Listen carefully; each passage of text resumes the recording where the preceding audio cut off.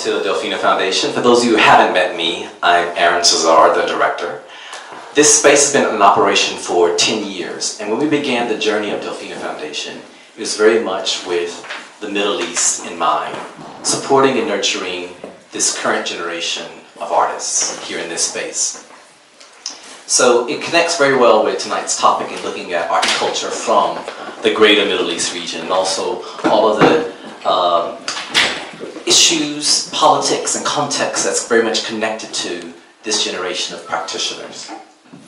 Our residencies here at Delfina Foundation now have moved on to be based on themes rather than on a geographic remit. So at the current moment, our season of residencies are exploring collecting as practice. The exhibition downstairs very much stems from the impulse by artists to re-articulate historic material and to create new narratives, such as looking at Baghdad from the feminist perspective in terms of the building of monuments and also architecture. The residencies here have also been framed around looking at the philosophy of collecting, the psychology of collecting, and the politics of collecting, bringing together artists and curators alongside collectors. Sultan Al Qassemi is our latest collector in residence here at Delfina Foundation, spending the next week exploring his practice as a collector and also his interest in terms of thinking about scholarship around art and culture. He is the founder of the Bargio Art Foundation in Sharjah, which has an incredible gathering of works representing different themes and impulses by artists. He himself has a quite impulsive kind of demeanor in many ways, and when we invited Sultan to be in residence here, he thought of a whole series of programming that he wanted to realize this week to help him think about and consider his own role within the arts ecosystem. So tonight's conversation is the beginning of his week. It's a welcome for him here at Delfina Foundation. And we could not think of a better way to begin this week by having the interview with Saeb Eigner, who himself is also an incredible collector, an eminent thinker, whose book, which is presented here, it's the latest version of it, Art of the Middle East, has been on our shelves for the entire kind of period since it was published. And it's been a resource for us here at Delfina Foundation. So I'm going to hand over now to Sultan, who's going to take this interview forward. Thank you for coming this evening, and over to you, Sultan. Thank you very much, Aaron. Thank you all for showing up. I just want to take a minute to thank the Delfina Foundation for inviting me to do this collector's residency. Frankly, I never even heard of what a collector's residency is, but I thought it was a wonderful idea, and any excuse to come to London, even though it's rainy and cold, is a great excuse to be here. So the other thing is that I landed this morning, so this is my first event out of a packed week. Aaron would tell you that after I proposed 4 or 5 events, I asked them, can I add one more event? And I think Rose and Aaron said, I think that's enough for your 5 or 6 days that you're spending here.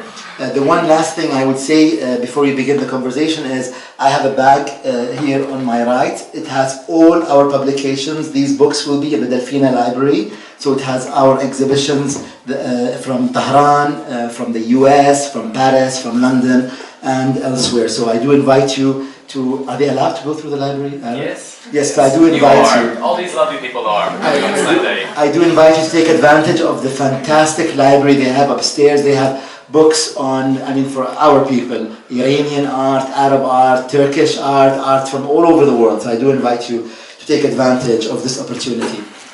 I am really honored and so pleased to be introducing my guest here tonight.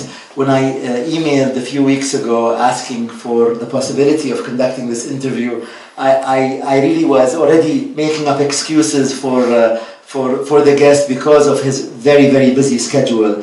And I was so happy to receive a positive answer from Isabel, who works with him. Thank you very much for all your rapid and efficient work to make this happen.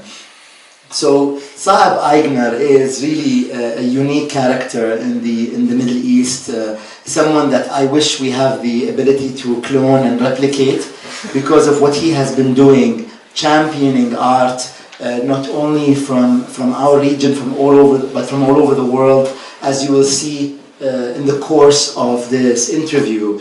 Saeb wears many hats. One of his hats, of course, in Dubai is a financier. So we have a major financial free zone in Dubai known as the Dubai International Financial Free Zone.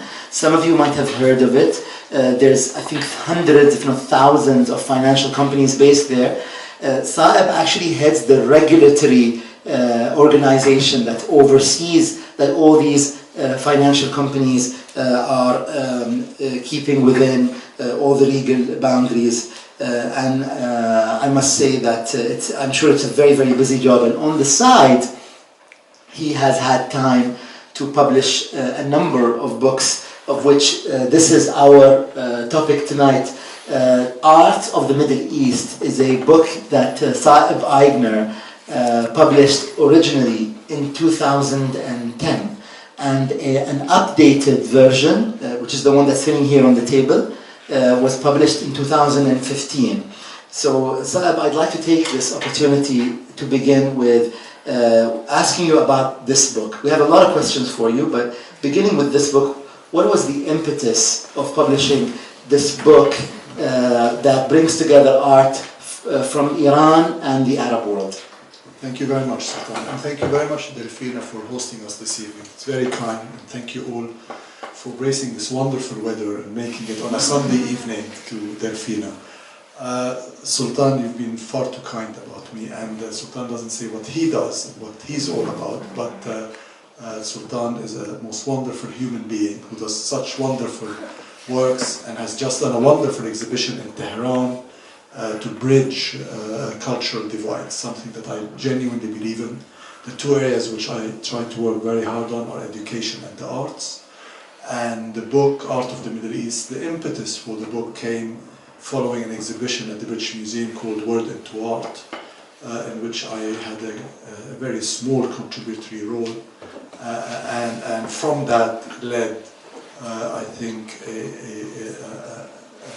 a passion to publish something or a publication, because at the time there was a void of publication. I know today there are many, and the more the better, but at the time there was perhaps not enough publications that listed many of the great artists and art of the region. At the end of the day, the book, like everything we're going to do today, is not about us, it's about the artists, and it's about the art that they produce.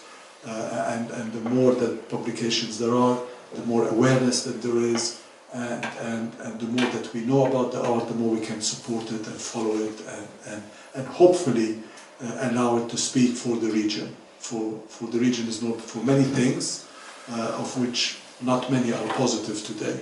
But I hope that at least in the art world, there is a positive message.